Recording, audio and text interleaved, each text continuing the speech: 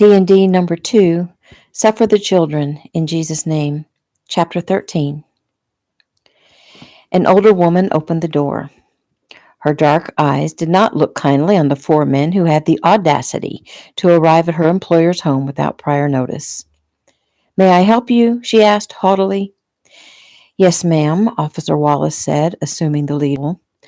"We would like to speak with Tracy Chastain, please." "I'm afraid that won't be possible," the woman answered quickly. Miss Chastain is indisposed and cannot be disturbed." "Well, ma'am, I'm afraid you're going to have to disturb her. We're here on official business," Officer Wallace said as he flashed his badge. The woman sighed heavily. "Excuse me a moment," she said as she closed the door. Patiently, they waited for the few minutes it took for her to return. She opened the door. "You may come in," she declared. "Wait here." She turned and left them standing in the large foyer.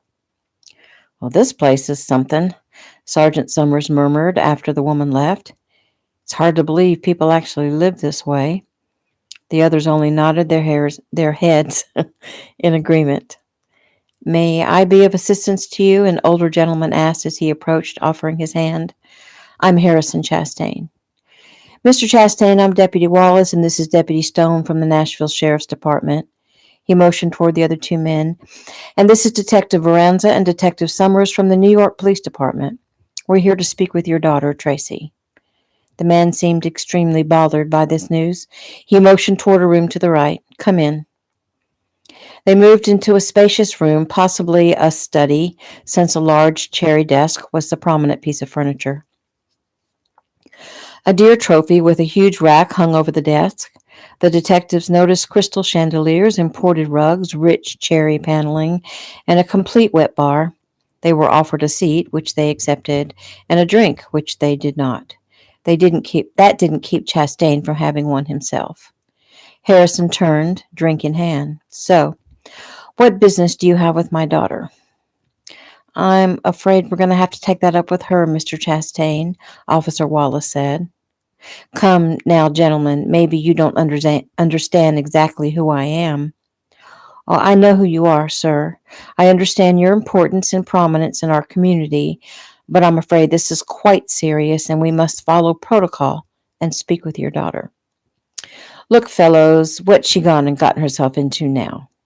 "You say you're from New York?" he questioned, motioning to the 2 detectives. Did she have some kind of fender bender while she was there? Outstanding parking tickets?" "Not that we know of," Lieutenant Varanza answered. "Then what? Drugs? Did she buy some pot or maybe cocaine? Because I assure you I can make those things go away."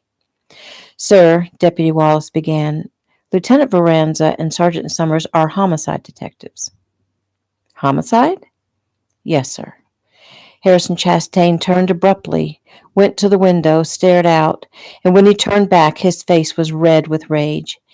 "If you're trying to associate my daughter with what happened up there with that Tobias Smith, you're wasting your time. He's poison.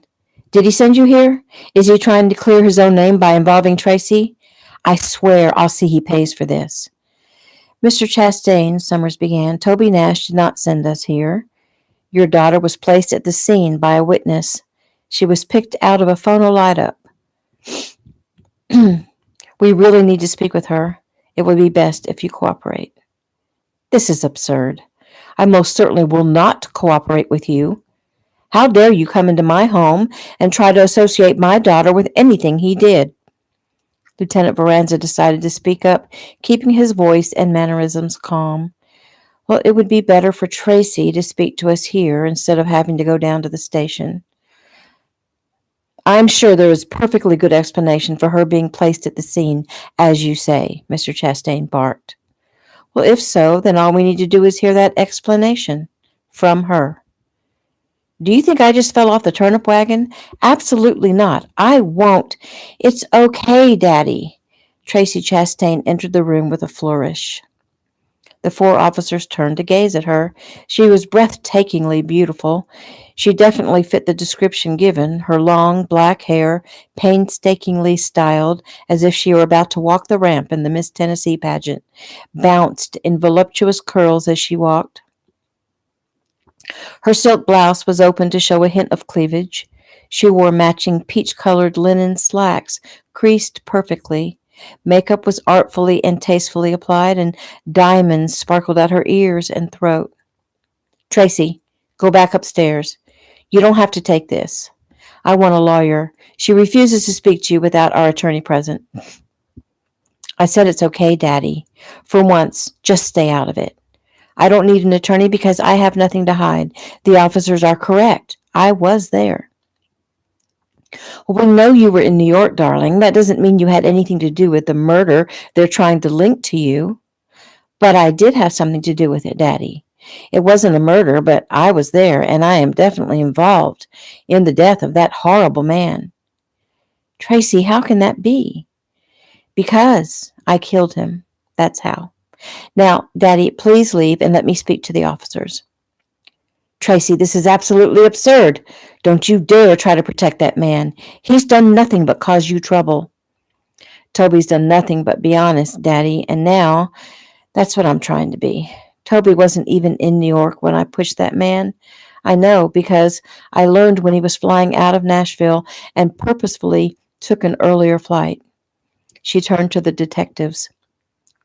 I went there to speak with Caroline. I went to tell her the truth. What truth is that, Miss Chastain? Lieutenant Verranza asked kindly. That I wasn't pregnant. She turned back to her father when he gasped. When Toby and I broke up, I was hurt and vindictive, and I told him and his new girlfriend that I was pregnant. It broke them up, and I thought that would make me happy. She shrugged. It didn't. I was miserable.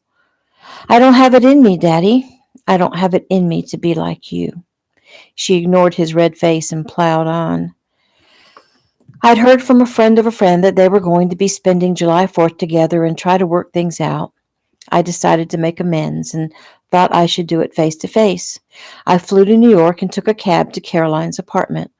It was late, about 1 in the morning, but Caroline wasn't there when I arrived. Was anybody there? Summers asked. Yes, that man. George Mancini. I suppose that's his name. I've heard it on the news enough lately. Tell us what happened, Verranza prompted. Tracy, don't say anything. Let me get Cresswell on the phone. You can call him later, Daddy. I don't need an attorney present to tell the truth. She turned back to her audience. The door was slightly open, and I stepped in. The place was wrecked. Wrecked? How? Oh, there was stuff broken all over the floor. A lamp, I think. There was a baseball bat lying in the middle of the room. It looked as if someone had taken the bat and smashed things up.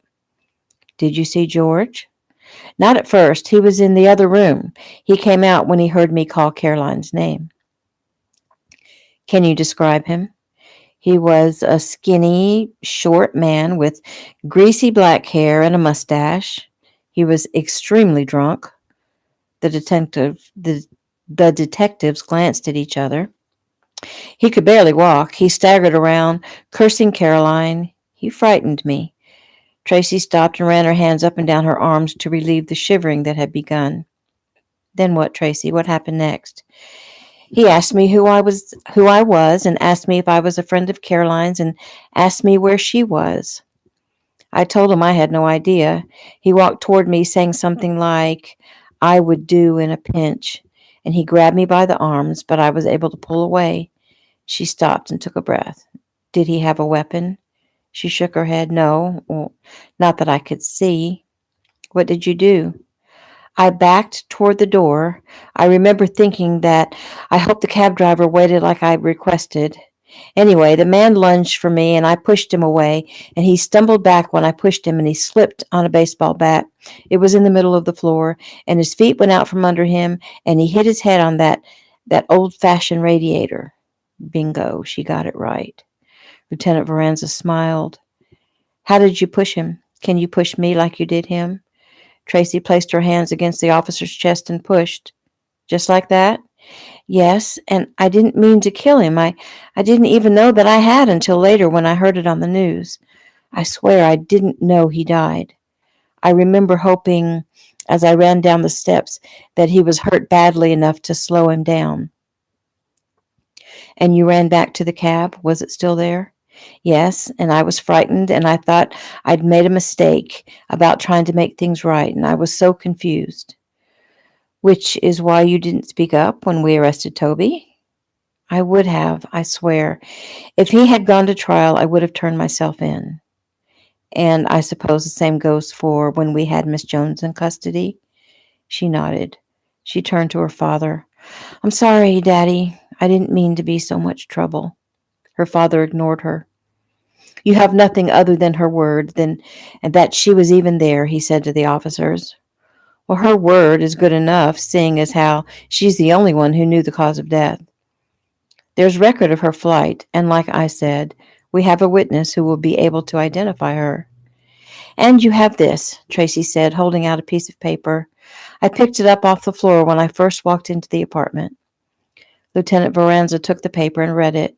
It was a note from Caroline to Toby telling him where she'd gone, asking him to understand and promising they would talk soon. Chastain paced back and forth. What happens now? Her statement is in agreement with the evidence, and she may be asked to appear before a grand jury, but if so, I have a feeling they'll dismiss her. She's not going anywhere. Daddy, you can't protect me forever. Call Mr. Cresswell, and he can go with me when the time comes. It's going to be okay. The man turned back to the officers. I promise you I will be looking into this with your superiors. I understand that, sir, Deputy Wallace stated. He continued to make that same statement several times through the tirade that ensued. All four men were relieved when they were able to walk out into the sunshine, leaving Harrison Chastain blubbering about lawsuits and dismissals. New scene.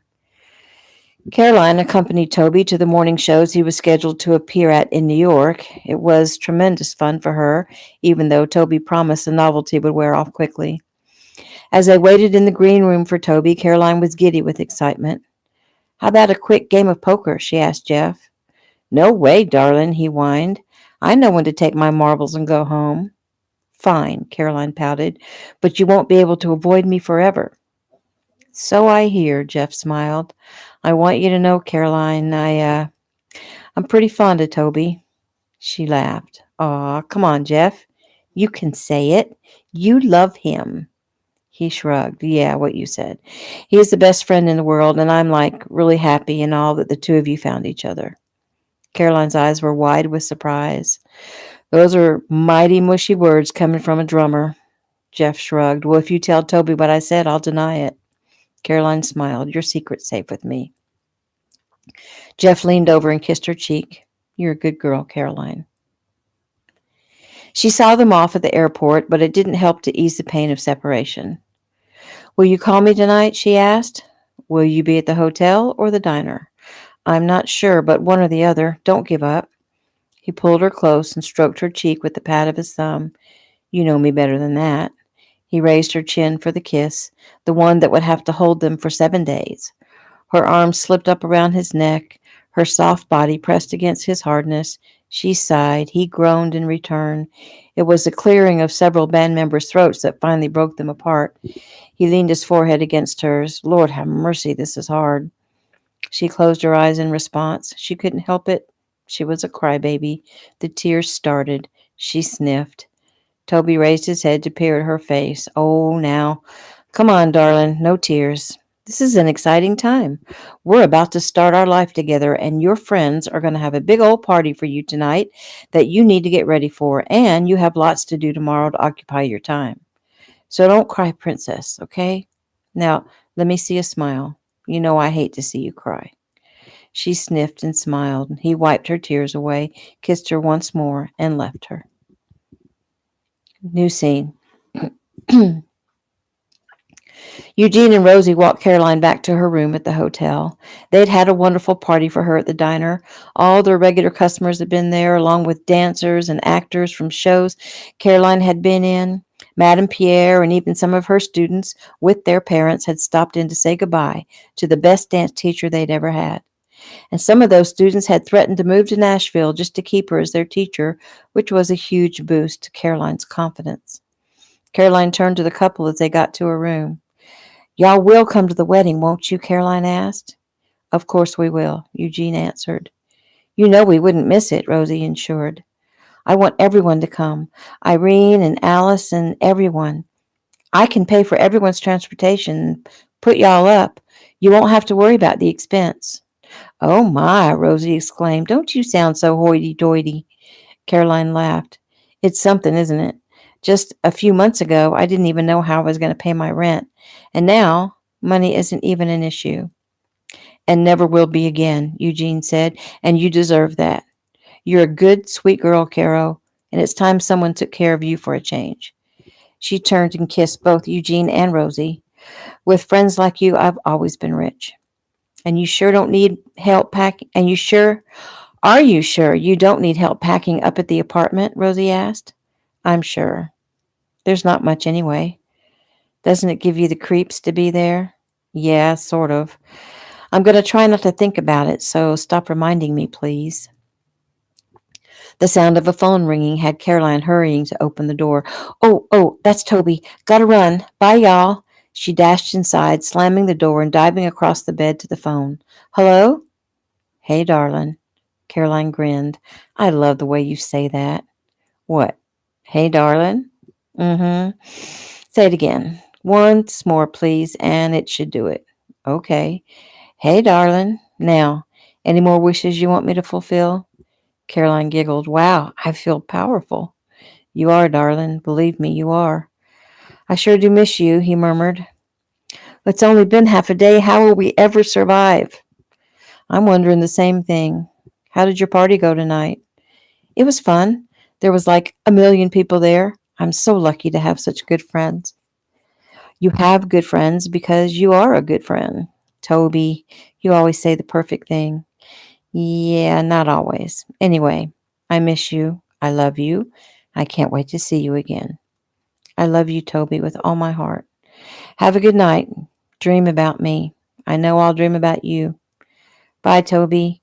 I don't know how long it will take me tomorrow at the apartment, so if I'm not here when you call, leave a message for me, okay?" "I will. That reminds me, I've got to get you a cell phone. If you'd had one when you left for Atlanta, maybe you would have thought to call me and let me know what was going on." "I guess I would have. I thought about you a lot. I told my mother about you. She was glad that I was so happy and so in love with you. She said she was glad that I hadn't let bitterness keep me from loving someone. And I was too ashamed to tell her that in some ways I had done exactly that. It's easy to fall into that, isn't it? I had just about given up on love myself, which is why I finally agreed to marry Tracy. I didn't believe there was ever going to be anyone for me, and then you came back into my life. I can't even imagine what my life would be without you now." Caroline yawned. "Me too." "Okay, sleepyhead. I'm going to let you get some sleep. Good night, my love." Caroline hung up the phone, sighing contentedly. New scene. Sitting on the floor of the old apartment, Caroline hummed softly as she worked. She hadn't bothered to turn on the air conditioner earlier, so beads of perspiration formed on her brow. She'd arrived early, around 6 in the morning, and only 4 hours later she was close to finishing. Her stomach rumbled, reminding her she hadn't eaten any breakfast, but she would head over to the diner soon. There hadn't been much to actually salvage. She'd cleaned the place spotless, packed her personal items into several small boxes, and thrown everything else into 2 large boxes to be given to the Salvation Army, along with the worn-out furniture. Back to where it came from, she thought with a smile. She didn't feel the least bit sad about leaving the place she'd called home for the past few years. She would take with her only a few books and pictures, her clothes, some mementos, and her dance shoes. That was it. She needed nothing. Caroline Jones was about to be provided for by a very wealthy man. She sighed. She wasn't sure how she felt about that. Should she feel guilty that her life was to become something out of a fairy tale? Life had always been hard for her. Even forgetting what she'd suffered at her mother's hands, things had been tough. There had never been enough to eat, and having new clothing had never even crossed her mind. Still, her body and mind operated perfectly, and she had always been grateful for that. Because of that, she could work and learn and buy the necessities of life. Others were not so lucky. Pondering the guilt she was experiencing, she realized it was the old, I'm not worthy thing that was giving her trouble. Toby would tell her that she was a good person and deserved everything good in life. In her mind, she reversed roles for a moment. If she were the one with all the money, she wouldn't think twice about taking care of those she loved, and Toby did love her, she was sure of that. He'd certainly proven it to her and the world. Never had she guessed she could be loved so completely and love a man in return the same way. Soon she'd have her own very lucrative career, and she would buy Toby things. She smiled. In a world of her own, Caroline never heard the uninvited guest enter the apartment. It was just a shadow in the corner of her eye that caught her attention, and she looked up, startled. Sherry? The girl smiled slightly. Caroline smiled back at her from her place on the floor. Hello, Sherry. What are you doing here? The girl moved closer, disregarding Caroline's question. Are you moving? Caroline raised her brow with a smile. Yes, I am. And moving day is not very fun. How come you don't have anyone here to help you? Well, my friends have their jobs and lives to look after, and there's not much here to be done anyway. I'm almost finished. How come your boyfriend isn't helping you? He's out of town. Won't be back for a few days. She looked into the girl's eyes. She thought she saw anger, or maybe fear. She was a confused young lady, and Caroline wished again that she had stepped in and tried to help her. I guess we won't be neighbors anymore, Caroline said. Guess not, Sherry shrugged. Caroline drew a breath and went on, Listen, Sherry, I know we haven't really talked very much since I've lived here. I want you to know that I'm sorry about George. I know you cared for him. Sherry shrugged again, but Caroline caught the fierce look in her eye. Bless her heart. I know it seems really bad now, but eventually you'll find another boyfriend, Sherry. Someone closer to your same age, who will take you to school dances and to the fair and bowling and stuff kids like to do. I don't care about that stuff, Sherry argued. Well, you'll see, Caroline assured her as she taped up the last box. No, you'll see. Caroline looked up, confused by Sherry's last statement. She gasped, her mouth falling open. She stood immediately and began backing up, but the wall blocked her. The gun Sherry pointed wavered slightly. Caroline began inching her way around the wall toward the door. Stop, Sherry ordered. Don't move any more. Sherry, what are you doing? Caroline asked, unable to keep her voice from shaking. Sherry smiled. Sherry, this isn't funny. Now, put the gun down. She licked her lips, eyeing the gun, hoping it was a toy. Is it real? Sherry, standing only a few feet away, pointed the gun just to the right of Caroline's feet and fired. The blast was deafening. Caroline jumped back, eyes wide. She turned and gazed into Sherry's face, which was completely void of emotion. The gun pointed once again at Caroline's heart. Caroline froze. This can't be happening. It just can't be. Sherry, you need to put that away, Caroline spoke firmly, thinking to gain some control over the situation. Shut up! I'm giving the orders now. But, Sherry, if you'll just put the gun down, I'm sure we can talk about this calmly. Shut up! Sherry roared. Caroline immediately closed her mouth. Her heart raced a mile a minute. Her mind was right there with it, trying to figure a way out of her predicament. She had no idea what would be the best course of action, but she thought she needed to put on a brave front. So what now, Sherry? Are you going to kill me? Shut up. I might. I just might. It's your fault George is dead. You can't believe that, Sherry. I wasn't even home. It doesn't matter. You led him on, and it's all your fault. Sherry, shut up! Sherry screamed again. The girl approached Caroline. Turn around. Please, don't do this. I said turn around, she yelled, pointing the gun at Caroline's chest. She did as she was told, flinching when she felt the cold metal of the gun at the small of her back. I'm going to show you something downstairs. Caroline resisted, but Sherry shoved her forward. Move. If you try anything, I'll shoot you. I swear I will. She nudged Caroline with the gun, prodding her forward. Caroline felt her stomach roil at the feel of the metal against her back, knowing it could fire at any time. Hesitating, she swallowed hard, fighting nausea. I said move, Sherry ordered. Caroline took small, slow, careful steps, worried that anything else would rile the unstable girl. Slowly, they made their way out of Caroline's apartment and down the stairs. Caroline assumed they were going to Sherry's apartment. Sherry surprised her, though, when she bypassed her own apartment and continued down the hall to the apartment behind Sherry's. When the gun still pressed firmly against Caroline's back, with the gun still pressed firmly against Caroline's back, Sherry used the set of keys George had given her to open the door. They moved into the vacant apartment and headed toward the back bedroom, where Sherry opened what appeared to be the closet door. Caroline's jaw dropped when Sherry moved forward and pushed against the solid back wall inside the closet, and it swung out. Sherry circled back behind Caroline and shoved her through the opening, following behind, then turned and pushed the wall back into place. They stood motionless, completely in the dark. Terror overtook Caroline.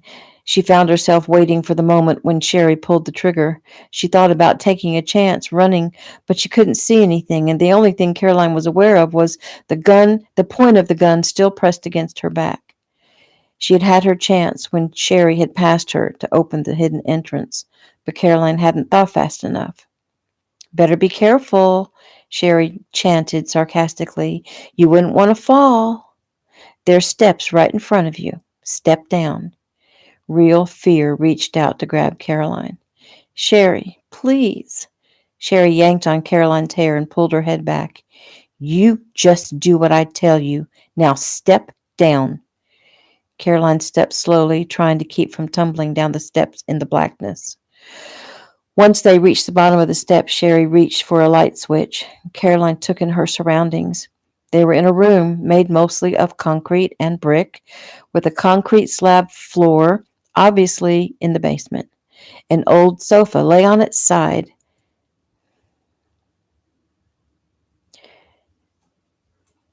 There was nothing else in the room. Sherry nudged Caroline to the right toward the only door in the room on the far wall. What do you want to show me? Caroline asked, unable to disguise the real fear in her voice. You'll see. Through there. Sherry unlocked the door and shoved Caroline through. Caroline found herself in a small room, probably situated just under Sherry's own apartment. There was a single overhead light giving off a dim yellow glow. No real windows, but at the top of one wall, a small grate leading to the outside gave a small bit of gray light. Sherry pushed Caroline forward into the room and closed the door behind them. An old, dirty mattress in the corner of the small room gave off a foul smell. In the opposite corner lay a small stack of newspapers and an old aluminum bucket. Caroline turned to face Sherry, her heart beating rapidly. If Sherry intended to kill her now, she wanted to see it coming. Take your shoes off, Sherry demanded. Socks, too. What? You heard me. Do it. Do it now, Sherry screamed. Caroline held her hands out. Okay, calm down. I'm doing it. She sat on the floor and removed her shoes and socks and handed them to Sherry, who opened the door to the larger room and tossed them out. She turned back to Caroline. Now your clothes. Give me your clothes. Caroline started to protest, but Sherry waved the gun at her. Hands trembling, Caroline unzipped her jeans and pushed them down and stepped out. Shirt, too, Sherry commanded. Caroline pulled her pink shirt over her head. Hand them to me. Again, she opened the door and tossed Caroline's clothing out. Sherry turned and eyed Caroline. You got pretty things. I've tried your stuff on before. George and I went up to your apartment and tried on all your stuff. Caroline stood in her underwear, shivering, not knowing how to reply. Sit down, Sherry ordered. Over there. Caroline moved toward the old mattress and sat on the edge. She was in trouble. Big, trouble, and Sherry was about as stable as a house of cards. We did it here, you know, Sherry bragged, pointing at the mattress with the gun. Caroline had no idea what to say to that. Why are you doing this, Sherry? George liked you. He thought you were so great. He wanted me to be just like you. Well, he was wrong, Sherry. He didn't appreciate you. You're a very pretty girl. Shut up! She screamed. She pointed the gun at Caroline's head and came toward her. Just shut up. Caroline held her breath, waiting for the final moment. It was several seconds before Sherry lowered the gun. He liked you, but he also hated you. He said girls like you lead a man on and then don't put out. Her eyes teared up and spilled over. I wasn't like that. I didn't put on no airs. And I hate you, she blubbered as she began backing out of the room. Caroline panicked. Sherry, wait! You can't leave me here. Sherry, please don't do this. Goodbye, Caro, Sherry said softly. She slammed the door and locked it. Caroline immediately ran at the door and pounded on it, but there was no way she could open it. It was solid wood, probably made 100 or more years ago, like the building itself. She spun and leaned against the door of her prison and looked up at the grate near the top of the 10-foot-high wall. She pulled the mattress over under the grate, doubled it on itself, and next she fetched the bucket and placed it on the mattress, upside down, and stood on it. Up on her toes, she was still at least 3 feet short. She kicked the bucket away and stood the mattress up on end, leaning it against the wall at an angle. She tried to climb the mattress and almost made it, but as she reached the top, the mattress slid out from under her. Her chin hit the concrete wall as she tumbled to the floor. She lay there stunned, blood gushing from her chin, as she stared up at the unfinished ceiling. What am I going to do? She whispered. Tears ran from the corners of her eyes, down the sides of her face, and into her ears. And surely the girl would tire of this little game. Caroline had no choice but to hope and pray that would be the case. Pray, she thought. Yes, pray. New scene. Sherry gathered Carol's shoes and clothing. She started to reach for the light switch, but stopped. It was the middle of the day, so no one from the outside would notice a light coming from the grate. Deciding to let Carol have the light for now, she tiptoed up the steps, making a mental note to return later and turn it off. She gave a push at the top of the steps and the wall swung open. Stepping through into the closet, she began to hum. She closed the closet door, moved through the empty apartment, stepped out into the hall, closed the apartment door and locked it. Leaning back against the door, she giggled. New scene. It had been a long, hard day. Toby's flight to Nashville had been delayed due to some passenger freaking out about something. He'd barely made the 2 local shows he was supposed to do. He'd visited some friends in Nashville before he was able to drive out to the farm, and it was good to be home. He'd gone down immediately to visit with Rascal and his other animal friends before dark. He made his way back up to the house and found his pulse racing as the hour neared for the phone call to Caroline. He showered first and stretched out across the bed to make the call, and when there was no answer in her room, the call was routed back to the hotel clerk. I'm afraid she isn't in, Mr. Nash. May I take a message?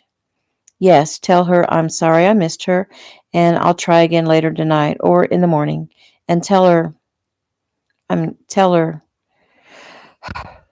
love her.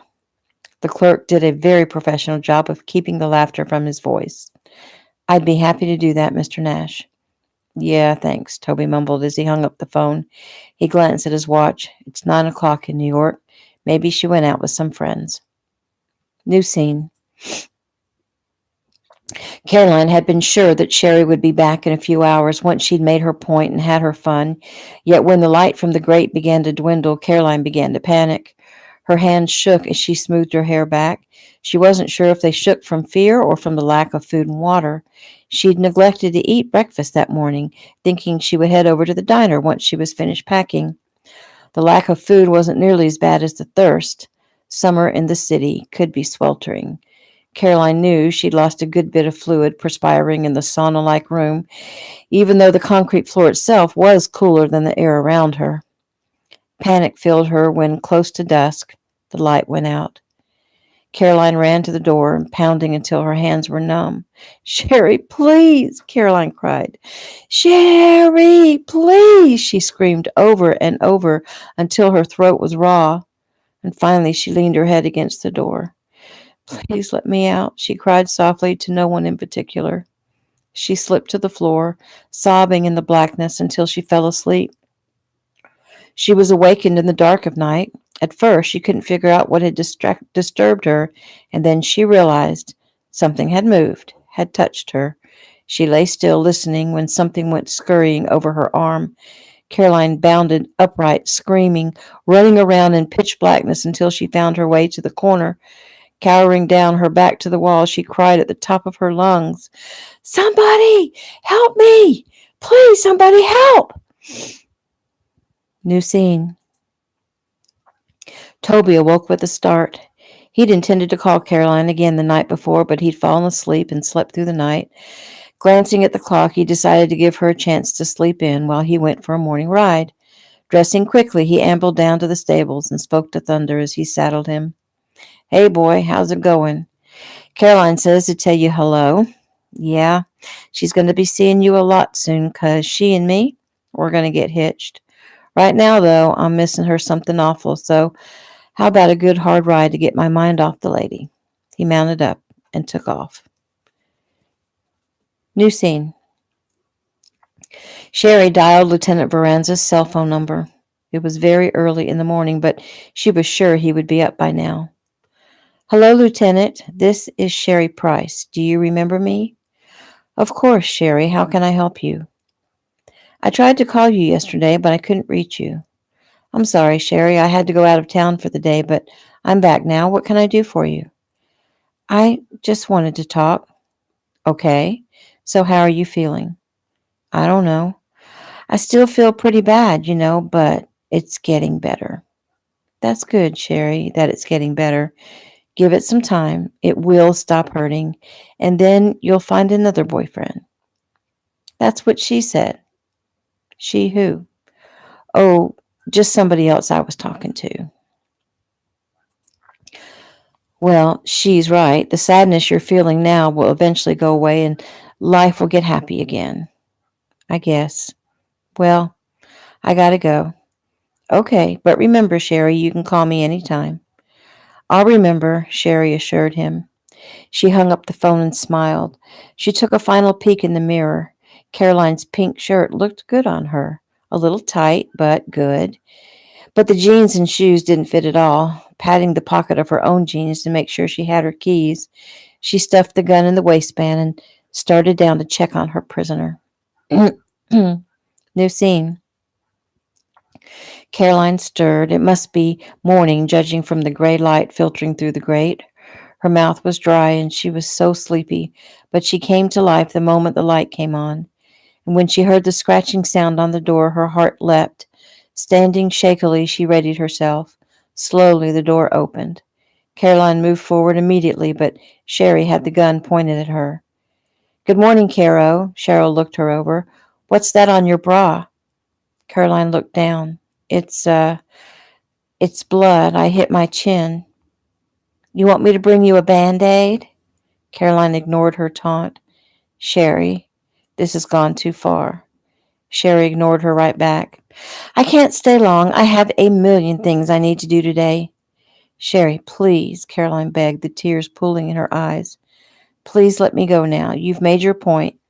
Sherry's lips pressed together as if she were truly considering Caroline's plea. Finally, she shook her head. I can't. Everyone will know what I did, and I'll be in trouble. I won't tell. I promise. Just let me out. Sherry only shook her head. Caroline took a step toward the door, but Sherry pulled the gun up with both hands and prepared to fire. You're going to make me shoot you. Why are you doing this? Caroline cried. Sherry's eyes flashed with anger. Because I want you to cry. I want you to hurt and cry like I did. Well, I am crying, Sherry, so you've won. You've had your fun. Now please let me go. Sherry shook her head. Can't. Sherry watched as Caroline sank weakly to the floor. This room is not as great as where you've been staying over at the hotel, is it? When Caroline didn't answer, she waved the gun. Is it? No, it isn't, Caroline conceded. She looked up suddenly. You know, Sherry, Toby's going to be calling me at the hotel. He'll know something is wrong when I'm not there to take his call. She smiled smugly. Well, I guess that just can't be helped. Sherry, if you don't let me out, I'm going to die, and when that happens, you really will be in trouble. You won't die. People need to have water and food to live, Sherry. I need water. If I don't get it, I will die. The young girl contemplated that for a short while. Well, I might bring you something to drink if you're good, she said with a smile. She peeked over at the corner. I see you figured out what the bucket was for. Caroline smoothed her hair back. She needed to be calm. She needed to figure out a way to get through to the sick girl. And in order to do that, she needed to know something about her. When you come back with the water, will you stay and talk for a while? Caroline suggested. Talk? Why? You're not going to be able to get me to let you out. Not anytime soon. Maybe not ever. Caroline forced herself to stay calm. Well, if I'm going to be around that long, we might as well get to know each other. You think you're so smart. I'll talk to you when I get back, but you won't like what I have to say. She turned and left the room. Caroline sat, conserving her strength. Already weak and sluggish, she had no idea how long she would have to last before Toby came back to New York and started searching for her. She closed her eyes and concentrated on him, wishing she could establish some kind of psychic connection. I'm in trouble, Toby. Help me. Come to New York and find me. I need you. Please find me. Please. Yet she felt no comfort or hope. She tried to call him once before when she'd been 12, and he didn't come then, not for 15 years.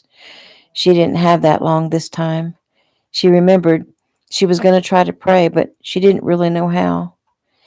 Dear God, she whispered, please help me. Amen. She didn't know if she did it right, but for some reason, she already felt better. New scene. Get out, Squirt, Sherry yelled at her little brother. I don't have to, he yelled back at her. She smacked him in the back of the head. I need to use the phone and I want privacy. Now get out. Go in your bedroom. No, I don't trust you. I need complete privacy. Now get out before I beat you, she threatened. Sullenly, he left the apartment. The last time he'd crossed her, she'd tied him to a chair and held a lighter to his leg. His sister was up to something, but he had no desire to challenge her. Sherry took a deep breath and settled herself on the sofa. It had taken her several hours to finally make the decision. It had taken her several hours to finally make the decision to do what she was about to do, and she didn't want anyone to break her concentration. Sherry cleared her throat and dialed the Grand Marquis Hotel. Yes, hello, this is Caroline Jones, she said in her best voice. I'm afraid I was out all night. Do you have any messages for me? Yes, Miss Jones. Mr. Nash called for you. He said he would try to reach you again this morning and that he loves you. Oh, how sweet. Could you do me a favor? Of course. What can I help you with? If he calls back, tell him I'm staying with some friends and not to worry about me. Will do. Anything else? Is there a number where he can reach you? I don't believe that's any of your business. Goodbye. She punched the red button and giggled. That was fun, she said aloud. Grabbing a Coke out of the refrigerator and a snack cake wrapped in cellophane, she headed back to the vacant apartment. Caroline heard the keys at the door, but this time she didn't stand. She had been close to 48 hours without water, and the dizziness and the lightheadedness was becoming an issue. Sherry came in and stood over her. Here, I brought you something to drink. Caroline sat up, sighed when she eyed the Coke. She craved cool, clear, sweet water, but anything would do. Her trembling hands popped the top, and she held the can to her lips. She sipped slowly. The liquid burned her throat, but at least it was wet. Sherry watched her as she sipped, and Caroline's eyes met hers. Thank you, Caroline said. Sure. She held out a snack cake. You want this? Caroline held out her hand, but Sherry retracted the sweet. First, I have a message for you from your boyfriend. A message? From Toby? How? She laughed. It was easy. I called the hotel, I told them I was you, and they gave me the message. He called and said, he loves you. Tears welled in Caroline's eyes, but she forced them back. And I gave him a message for you. She sniffed. What did you say? I said to tell him that you were staying with friends and not to worry. Caroline only shook her head in despair. She would probably never see him again. Dear God, this is going to crush him. Sherry sat down cross-legged in front of Caroline, placing the gun on the floor in the center of her legs. So, let's talk. Caroline collected herself enough to remember her plan. Find out as much about Sherry as possible. Get her to talk about herself. She drew a deep breath. How's your mother? Sherry shrugged. She's okay, I guess. She's at work. She's always at work. Does that make you feel like she doesn't care?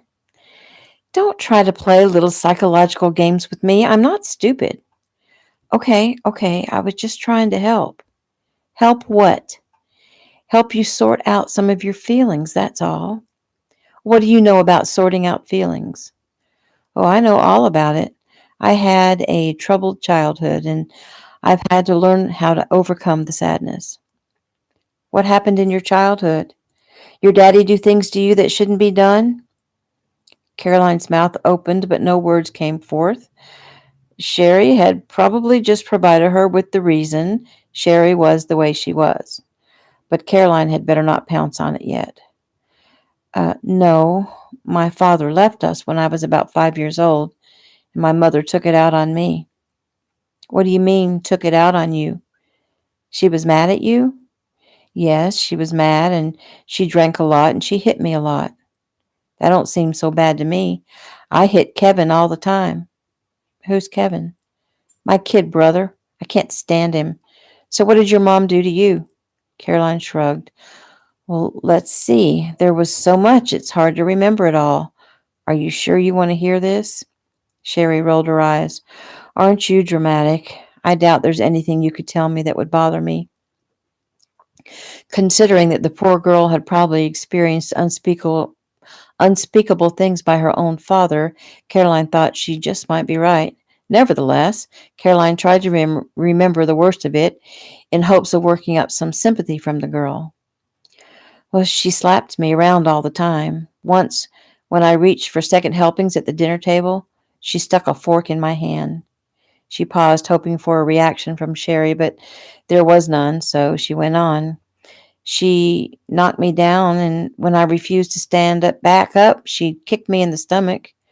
I threw up blood for 2 days after that. Nothing.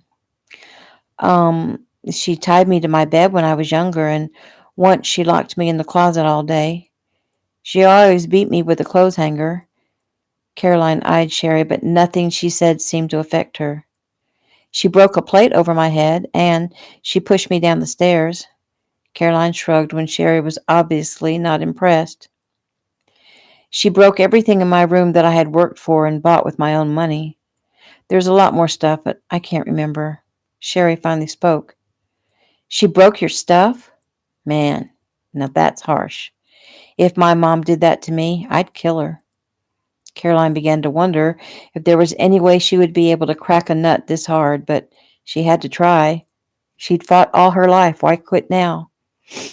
On with the rest of her plan. Sherry, what do you want to be when you grow up? She shrugged. Well, I wanted to be a cop. That little piece of news momentarily stunned Caroline, but she recovered smoothly. Really? That's a really good goal. Yeah, well, it probably won't happen now. You mean because of locking me up in here? Yeah, but it was worth it. You should have seen the look on your face. Caroline forced a smile. I bet it was pretty funny, huh? Yeah, you were so scared. Yeah, you scared me all right, but you know what? It doesn't have to end badly, Sherry. We can chalk it up to a childhood prank, and one day you can go around in your policeman's uniform and tell kids at the school how you used to be, and they can change their lives for the better just like you did. Sherry nodded. That'd be cool. She looked closely at the woman. She wasn't so bad, not near as bad as George made her out to be. She didn't act like she thought she was better or high and mighty. Caroline's face was hopeful. So hopeful. Still, if Sherry let her out now, she would be in big trouble. She had to think. She needed some time to think. I gotta go. Wait, Sherry, please don't leave yet. Stop it. I gotta go. I'll come back and see you later. Here. She held out the snack cake. Caroline ignored it. Sherry, I can't spend another night down here. The girl's face hardened. You can, and you will. Now stop being such a baby. She tucked the cake away in her shirt, and Caroline struggled to get to her feet. I'll still shoot you. Now back off, Sherry warned. Caroline staggered toward her and reached out. I said, back off, Sherry ordered, and in a flash she stepped forward and shoved Caroline with all her might. In her weakened state, the force sent Caroline sprawling backward onto the concrete floor, her head snapping back to make a terrible cracking sound. Behave, Sherry ordered as she slipped out the door. Caroline sat up shakily, rubbing her hand over the back of her head, searching for a lump. Her hand came away covered in blood. Blankly, she stared at her blood-soaked fingers, feeling confused and weak. Dizziness overcame her, and she laid her head back down on the concrete, cool floor and slept. And that is the end of chapter 13.